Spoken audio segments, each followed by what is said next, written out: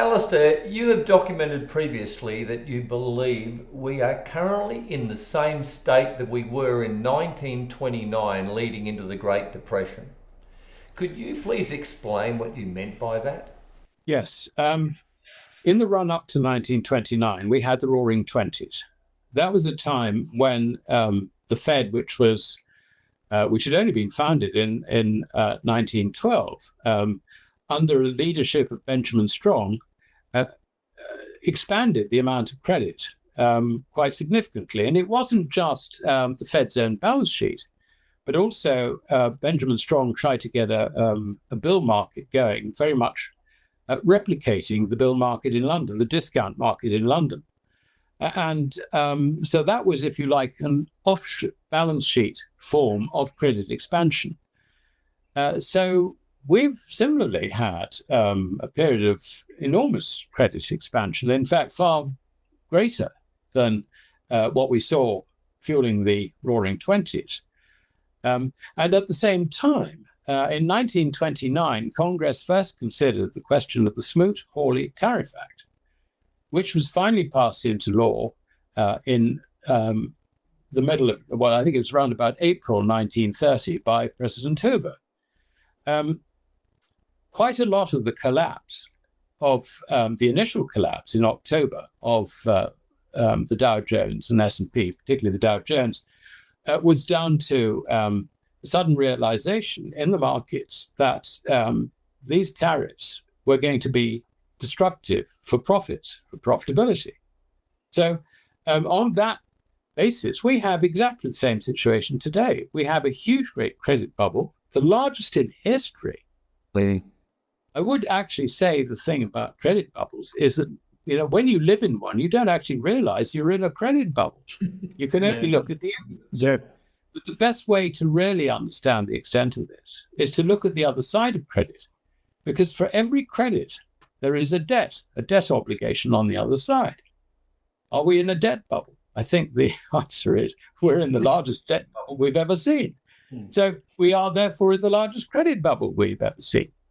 And now we have President Trump trying to introduce his big, beautiful word, tariffs all around the world, creating a lot of uncertainty and a world in which international trade is far greater than it was back in the 1920s, 1930s. And you've got supply chains, which are quite delicate things. You've got logistics, which is all run very, very tightly around the world. There is a lot to upset now, which they didn't really have to upset from all this sort of tariff uncertainty back in 1929. Part of the problem with tariffs was obviously the response of tariffed countries. I mean, they would then sort of, it's a tit for tat. This is what we found out in Smoot-Hawley. Other nations, trading partners, as they like to call them, would introduce their own tariffs. I think we're likely to see this with the European Union, which is the largest single trading partner, I think I'm right in saying, with America. They have got until August the 1st to come up to an agreement with America. But already the Europeans, or the EU, is looking at dealing with the likelihood that there will be no agreement. And I think that knowing the EU will basically mean that tariffs will be imposed on American goods. So this tit for tat, I mean, we're going to see exactly the same thing we had back in 1929. Credit bubble going pop, tariffs at the top of the market, making the thing considerably worse. Except this time, the whole thing is considerably worse because of the size of the problem. We don't know what the tariff situation is at the moment. It's all sort of very much in flux. And hopefully the thing will fizzle out. But I wouldn't bank on that. I just see I see a situation, incidentally, which is likely to be triggered by higher bond yields. If you see the US T-bond yield, the 10-year T-bond, sort of appear to be approaching 5%. At the moment, it's 4.45, something like that. That starts rushing up towards 5%, and that's really going to undermine the stock market. That will really crash equities. And I think it's only a matter of time before that happens.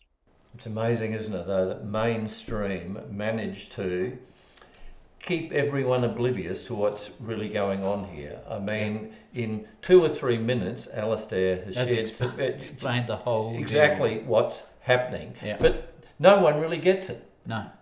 We've got to say the mainstream do a beautiful job. They really do. I mean, the similarities, as Alasdair has described, are there, aren't they? Absolutely. Yeah.